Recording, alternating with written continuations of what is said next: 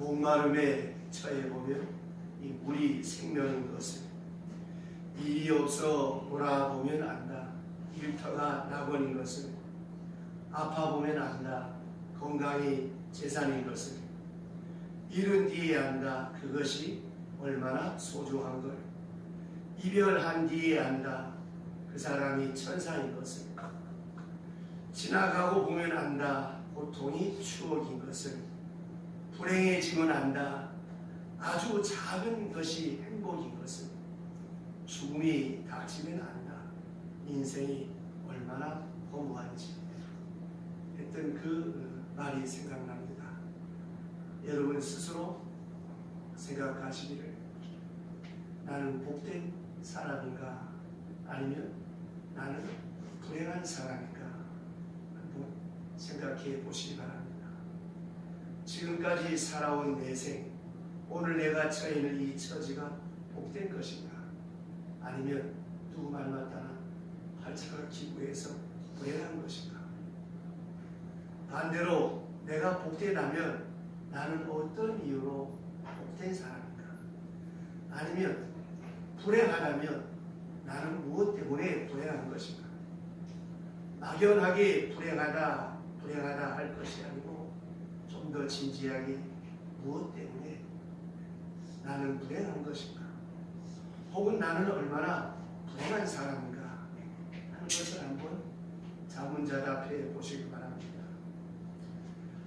로렌 헬런티라고 하는 사람이 있습니다. 이 헬런티에게 10년 전부터 불행이 닥쳐왔습니다. 당시 그 건설 현장에서 일하고 있는 평범한 가장이요, 아주 모범적인 그런 목수였습니다. 그런데 불행하게 그는 강하게 전기에 감전이 되어서 그 감전 사고로 인하여서 거의 며칠 죽었다가 살아난 만큼 엄청난 사고를 당했는데, 이상하게도 엎친 데 덮친 격으로 똑같은 감전 사고를 2번이나 당했습니다. 그리고 너무나도 많은 피해가 있었기 때문에 보상금을 받기 위해서 변호사를 샀습니다. 많은 돈을 주고 유명한 변호사를 샀는데 그만 그 변호사가 자기를 변호하기 전에 죽어버리고 말았습니다. 2번째 변호사를 구했는데 또 이 사람 역시 불의의 사고로 죽어버리고 말았습니다. 3번째 어렵게 또 변호사를 고용해서 보상을 받아내려고 했는데 이번에는 그만 애석하게도 이 사람이 부인과 힘이 맞아서 둘이 도망을 가버렸습니다.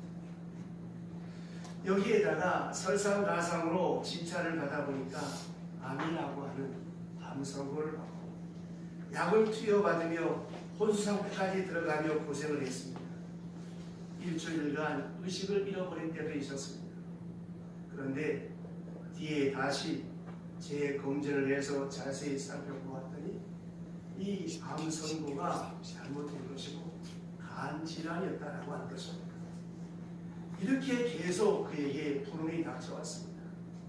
동시에 그는 심한 폐병으로 고생하는데 이 산소가 부족해서 산소 탱크를 메고 다니며 산소를 공급받으며 이 산소 탱크에 의존해서 생명을 유지하고 지탱할 만큼 그런 시세가 되었습니다. 그러다가 또 이 교통사고를 만나서 차가 전복이 되고 차가 휴지조각처럼 다 부해지는 가운데도 무사일생으로 무사히 살아남았습니다. 그리고 여기서 그 어떤 구조대가 달려와서 이 사람을 살려주었습니다. 이 같은 가장 불행한 사람으로 그렇게 자기 자신의 생이 얼룩지고 있는데 여기까지도 모자라서 오늘날 또 강도가 나타나서 그의 재산을 전부 다 강탈해갔습니다. 어쩌면 욥기에 나오는 욥처럼 계속 이런 불운이 그에게 닥쳐왔다고 하는 것입니다.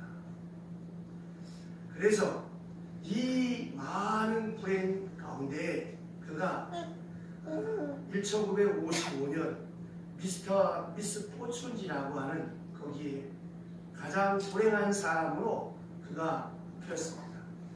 뽑혀서 당선이 되는 순간에 많은 신문기자들이 그에게 와서 질문을 여러 가지로 질문 공세를 펼 때 그는 그는 고백하기를 그래도 나는 참 복된 사람입니다. 나처럼 복이 많은 사람이 없습니다. 나보다 불행한 사람이 세상에는 얼마나 많습니까? 거기에 비하면 나는 지금 이렇게 건강하게 살아있지 않습니다.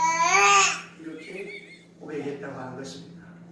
자, 여러분, 가장 불행한 사람이 누구라고 생각합니까?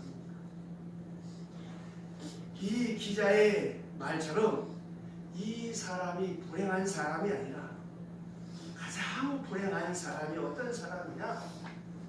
내 스스로가 가장 불행하다고 생각하는 사람, 스스로 자학하고 비관하고 절망하며 내가 가장 팔자가 상합니다. 내가 가장 불행하다고 하는 생각을 가진 사람이 남이 어쨌든 형편이 어쨌든지 간에 내가 가장 불행하지 않다고 생각하는 사람은 그 불행과는 상관이 없다고 하는 것입니다.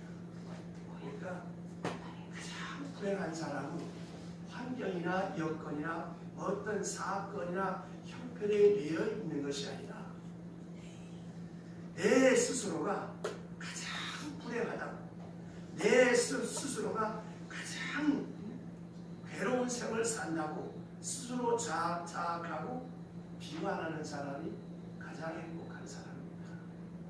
로렌스 헬런티 같은 사람을 한번 생각해 보세요. 거기에 비하면 여러분 얼마나 우리는 감사하고 복이 많은 사람입니까?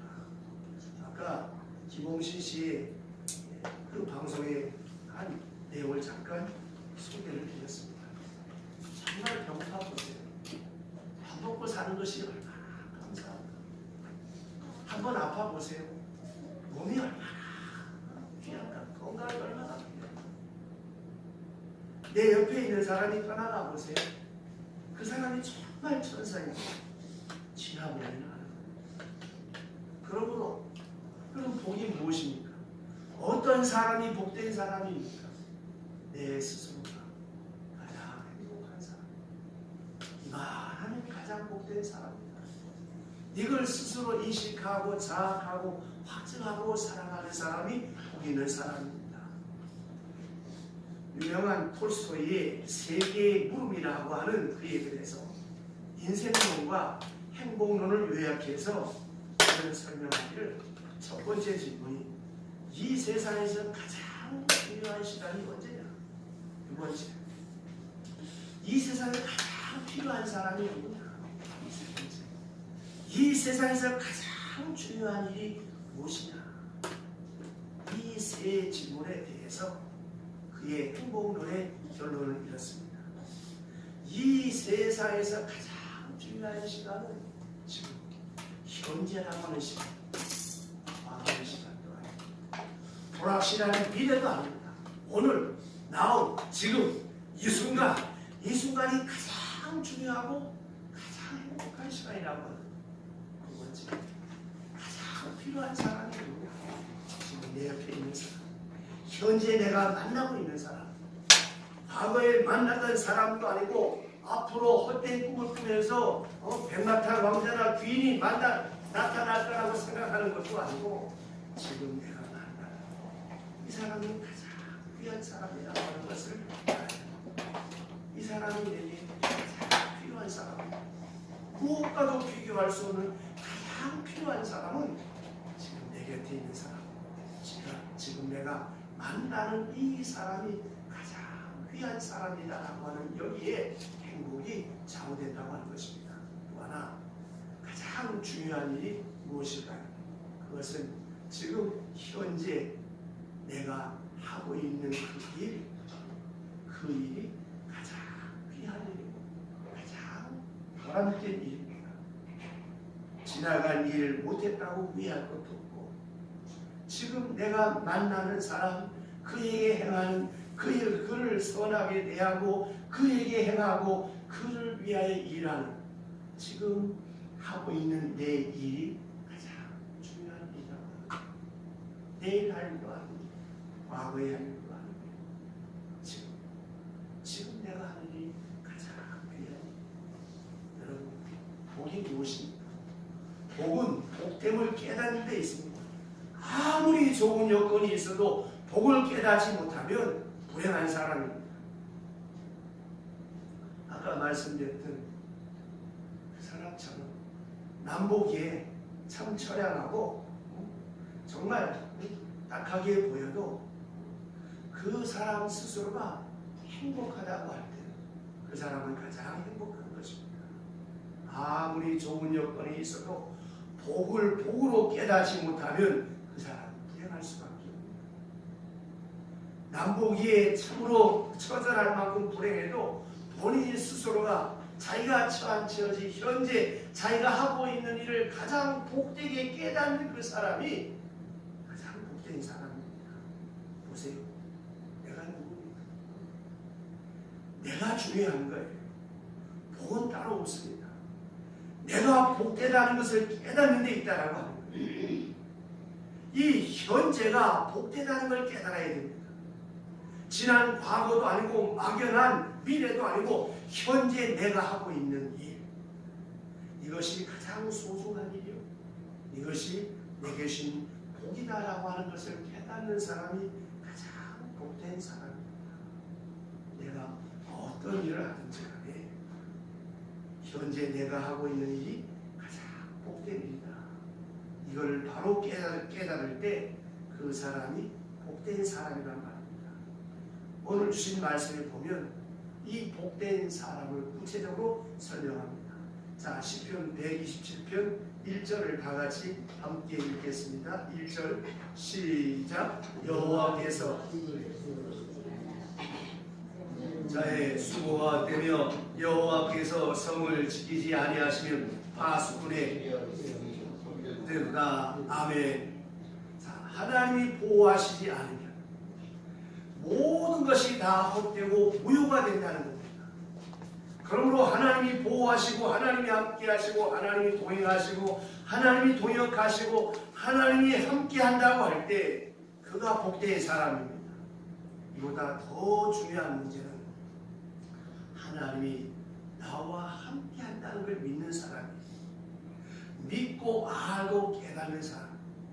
하나님이 함께 계시는데 자기는 그것을 모르고 외로워하고 절망하고 낙심하고 있다면 이게 무슨 소용이 있겠습니까? 하나님의 사랑을 받으면서도 그걸 믿지 못해요. 그 은혜 안에 살면서도 나는 버려진 자인 것처럼 그렇게 살아가는 사람, 그 사람이 가장 불행한 사람입니다. 그러므로 하나님이 함께 하십니다. 그 은혜 안에 내가 있음을 아는, 믿고 아는 바로 그 사람이 복된 사람이라고 하는 말씀입니다. 그런데 우리는 그걸 믿지 못하잖아요. 왜 믿지 못할까요? 내 스스로가 나를 알고 내가 하나님 앞에 부덕하고 사람 앞에 불성실하고 이게 다 뭐예요? 율법주의, 유교사상이란 말입니다. 그래도 불구하고 하나님은 나를 사랑하십니다. 여러분, 허구한 날 땅에 해가 뜨면 어떻게 될까요? 온 천지에 원투성입니다. 사물이 살 수가 없어요. 비가 내려야 되고 바람도 불어야 되고 추워야 되고 부어야 되고 이 모든 것이 여러분 하나님의 은혜입니다. 우리 인생살도 마찬가지입니다. 우리가 뭐 언제 선에서 하나님을 아버지라 불렀습니까? 하나님 다 아세요. 나의 악구의 성을 다 아세요. 내가 얼마나 거짓말을 잘하는지 잘 아세요. 내가 얼마나 불성실한지도 잘 아세요. 그래도 불구하고 나를 사랑하십니다. 나를 사랑하시기 때문에 나와 함께 하십니다. 그래서 내게 아픔도 주십니다. 내게 눈물도 주시는 거예요. 왜? 복된 사람 되게 하기 위해서.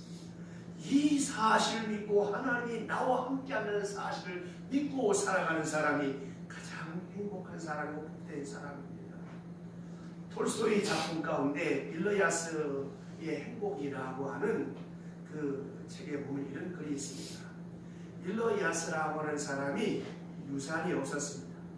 그는 한평생 땀 흘리고 수고하며 정직하게 살아서 큰 부자가 되고 거부가 되어서 이렇게 한평생을 살다가 애석하게도 나이 70세 인생 황공기에 이상하게 그가 키우던 많은 가축이 한꺼번에 다 죽어버립니다.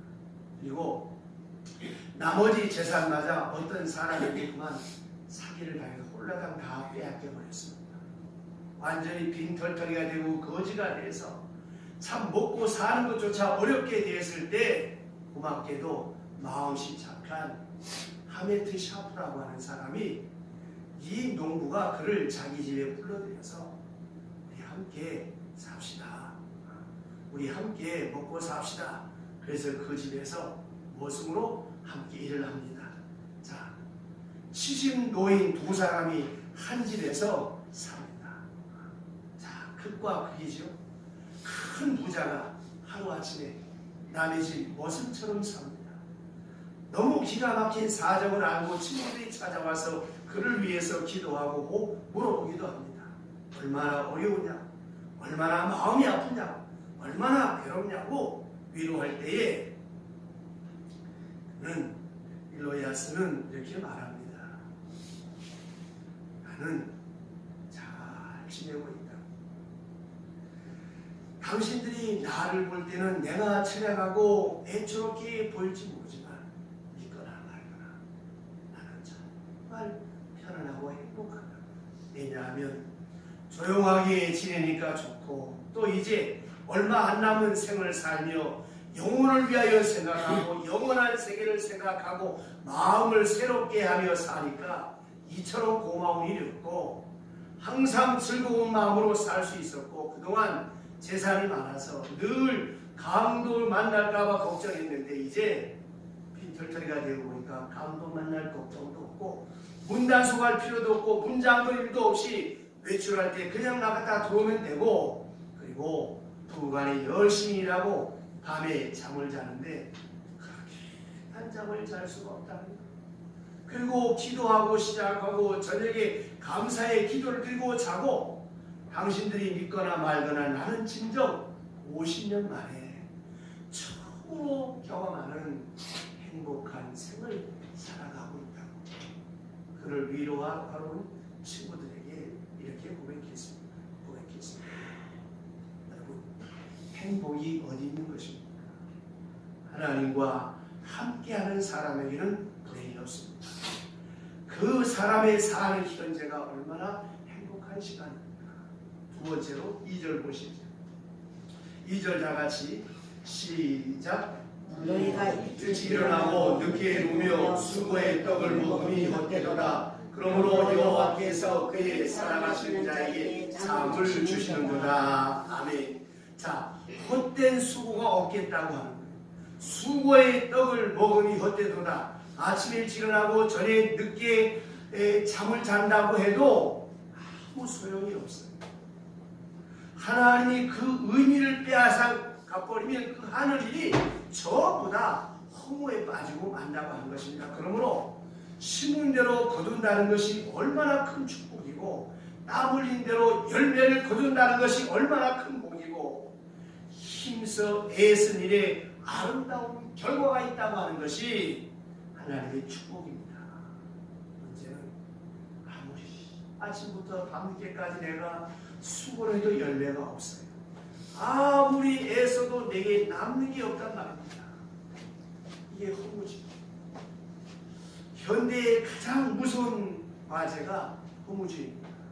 뜻이 없는 일, 목적이 없는 일, 그리고 먹고 살기 위해서 오직 자기 자신의 즐거움과 향락만을 위해서 살아가는 미래도 없고 보람도 없고 가치도 없는 이런 허무주의에 현대 사람들이 피곤해하고 있다고 하는 것입니다. 그러면 여호와께서 우리의 모든 삶의 의미를 부여해 주시고 가치와 목적을 주시고 삶의 뜻을 높여 주신다고 하는 말씀이 무엇이겠습니까? 우리의 하는 일을 통해서 수고하는 기쁨을 통해서 보람과 가치와 행복을 얻게 하시는 이것이 복이라고 하는 것입니다. 그 다음 세 번째, 오늘 본문에 구체적으로 말씀합니다. 여러분 잘 아시는 말씀, 단잠을 쉰다고 했습니다. 단잠을 자는 것보다 더 큰 복이 없습니다. 어떤 목사님이 병원에 입원을 했는데 친구 목사님들이 위로하러 갔더니 그 목사님이 하시는 말씀, 나는 목사로서 걸려서는 안 될 참 부끄러운 병을 들었다. 무슨 그런 소리를 하느냐고, 병이 뭐 선택해서 걸리는 거냐고 했더니 그분이 그 자녀 때문에, 목회자는 그렇잖아요. 모든 게 여러분들 앞에 본이 돼야 되는데 그 목사님 자녀가 그렇게 속을 씁니다. 교인들 앞에 낯을 들 수 없을 만큼 속을 씁니다. 그것 때문에 괴로워하고 괴로워한 나머지 밤에 잠을 못 자요. 수면제를 수십 알을 먹어도 잠을 잘 수가 없어요. 그래서 그 위로하러 온 목사님들이, 나는 목사로서 걸려서는 안 될 병이 걸렸다. 수면제를 먹어도 잠을 못 잔다. 잠이 안 온다. 눈을 똑똑히 뜨게 밤을 새우고 나면 정신이 하나도 없고 온몸이 쇠해지고 이렇게 할 수 없을 만큼 괴롭다고 하는 것입니다. 여러분 한번 생각해 보세요. 밤에 가끔 잠이 안 올 때 있죠. 머리만 대면 깊은 단잠을 잔다는 것이 얼마나 큰 축복입니까? 현재 미국에서 미국 인구의 4분의 1이 2개월 이상, 1년에 2개월 이상 수면제를 연간 700억 불의 수면제가 팔린다. 이 수면제를 먹고 산다는 겁니다. 여러분, 이게 잘 사는 사람들의 모습입니다. 자, 묻겠습니다. 가난하고 잠 잘 자는 걸 택하겠습니까? 아니면 부자로 잠 못 이루는 생을 살아가야 하겠습니까? 어느 쪽이 여러분 된 것입니까? 성경은 간단하게 말합니다. 살아가는 자에게 잠을 주시니까. 이 얼마나 아름다운 말입니다. 건강해야 잠을 자는 거예요. 잠을 자야 건강한 것입니다. 병들면 잠을 잘 수가 없습니다. 깊은 잠을 잘 수가 없습니다. 단잠을 자는 것처럼 행복한 일이 없어요. 이것이 바로 하나님이 우리에게 주시는 건강의 복입니다. 또 하나, 단잠을 자기 위해서는 뭐가 있어야 할까요? 믿음이 있어야 단잠을 자지. 하나님이 믿어질 때에, 그의 품 안에 자고 모든 사람에 대한 사랑이 믿어질 때 안심하고 자는 게 아니겠습니까? 재산에 대한 걱정, 사람에 대한 걱정, 내 신상에 대한 걱정, 또 누가 나한테 뭐라고 수군거리지 않나, 내 명예에 대한 생각, 이런저런 괴로운 생각이 내게 밀려오게 되어지면 잠을 잘 수가 없죠. 그러니까 믿음이 없으면, 사람을 믿지 못하면, 믿어지지 아니하면 잠을 못 자는 것입니다. 그런가 하면 이것은 일하는 자에게 주시는 축복입니다. 육체적인 일을 많이 하고 나면 단잠을 자게 되는 거예요. 그런데 빈둥거리고 놀고 쉬고 낮잠 자고 어떻게 밤에 단잠을 잘 수 있겠어요? 내가 열심히 일하면서 주어지는 이 잠이 내게 주신 하나님의 축복이라고 하는 것입니다. 일할 수 있다는 것이 얼마나 큰 축복입니까? 나이가 중요한 것이 아닙니다. 내게 일거리가 있고 내가 뭔가 할 수 있다고 하는 것이 얼마나 큰 축복입니다. 건강을 잃어버려 보세요. 하고 싶은 걸 못하고, 또 건강이 있는데 내게 일거리가 없으면 일을 할 수가 없지 않습니까? 그러니까 보세요. 하나님은 사랑하는 자에게 잠을 주신다. 이 잠, 일하는 자에게, 수고하는 자에게, 믿는 자에게 하나님께서 평안과 안식과 쉼의 축복을 주신다고 하는 것입니다. 또 하나, 이 잠이라고 하는 것은 화평한 자에게 주는 복이에요. 사랑하는 자에게 주는 복입니다. 은혜 안에 사는 사람에게 주는 큰 복입니다. 단잠을 자는 것, 이것이 얼마나 아름답고 복된 것입니다. 여러분, 가만히 한번 생각해 보세요. 화내고 혈기 부려가지고 되는 일이 뭐가 있던가요? 차라리 한 대 얻어맞고 나면 그것이 오히려 더 배속 편하고 마음 편합니다.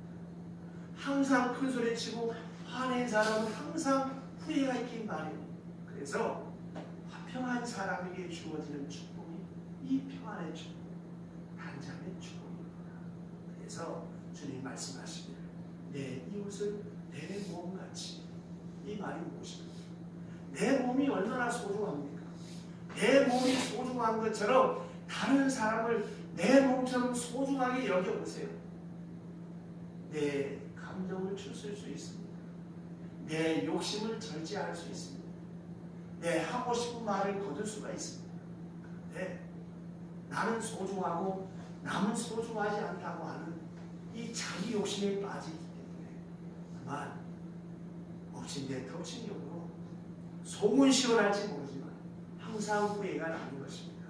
그래서 잠언 10장 22절에 보면 여호와께서 복을 주심으로 사람으로 부요하게 하시고 근심을 겸하여 주시지 아니하느니라. 돈이 많다고 해서 잠을 못 잔다면 그건 하나님이 주신 복이 아니지요. 하나님이 주신 복이라고 하는 것은 근심을 겸하여 주시지 아니하고 자유한다고 하는 말입니다. 이 평안의 축복, 이것이 진정한 복입니다. 동시에 오늘 주신 말씀에 보게 되어지면 4절 5절 3절 5절 다 같이 시작. 보라 자식들은 여호와의 기업이요 그의 열매는 그의 상급이로다. 젊은 자의 자식은 장사의 수중의 화살과 같으니 이것이 그의 화살에 가득한 자는 복되도다. 그들이 성문에서 그들의 원수와談判할 때 수치를 당하지 아니하리로다. 아멘.